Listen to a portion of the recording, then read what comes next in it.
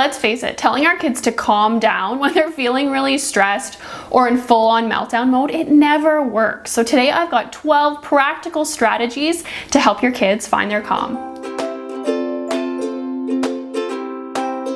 You know the feeling, right? It's that feeling of total helplessness, of really wanting to help your kids when they're stressed, but you're not sure how to bring them back. And honestly, a lot of times you just kind of want to make it stop, but you aren't sure how. Well, I've got 12 different strategies for you today. And I know 12, it probably sounds like a lot, but don't worry about remembering them all. I've made a free infographic. I'll leave a link in the description if you want to print it off and have a reminder to save for later. First up is breathing. And I know it's one of those things that sounds so simple, but it's really so important. And I use it as a first step a lot of the time to help bring my kids back down.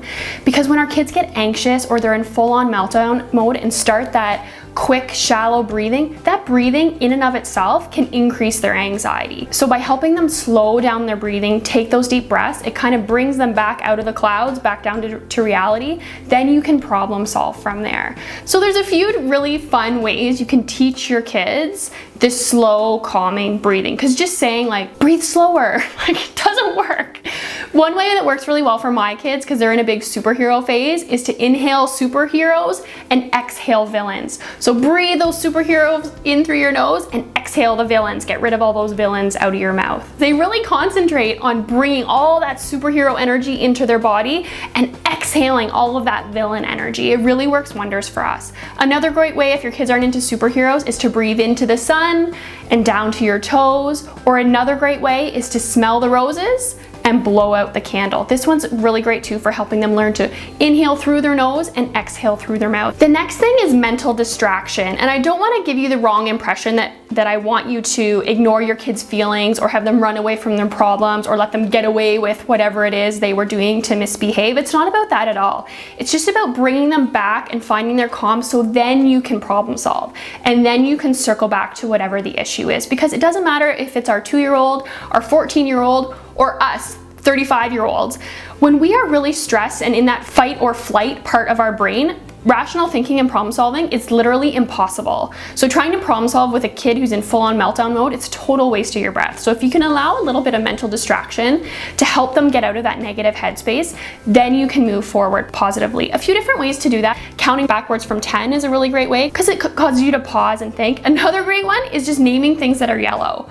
I love this one. This works really well for us too when our minds are racing in the night and you can't get out of your negative thought cycle. Just stop and try and name as many foods that are yellow. When we can focus our energy on something like that, or picking something a little bit obscure, gets our brain thinking. Or with kids, you can ask them to name 5 animals that are brown. It can just help break that cycle, break that negative thought cycle.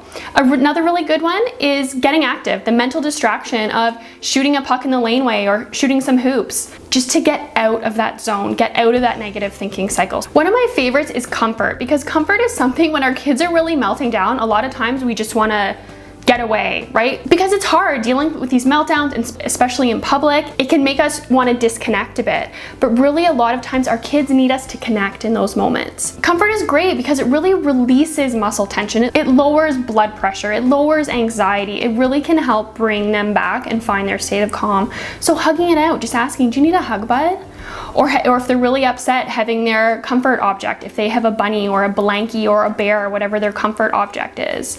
Have them call a loved one, have them call grandma. I've used that before. One of my kids in full-on meltdown mode, and I just asked, do you want to call grandma? And that totally snapped him out of it. He had a great conversation, and then we could carry on our day. Comfort is a really, really great option. Another great option is creativity, and this one is especially great for really young or non-verbal children because it can help them find their calm, promote that sense of relaxation by drawing or scribbling out their feelings or telling a story. Older kids can write in a journal, they can journal.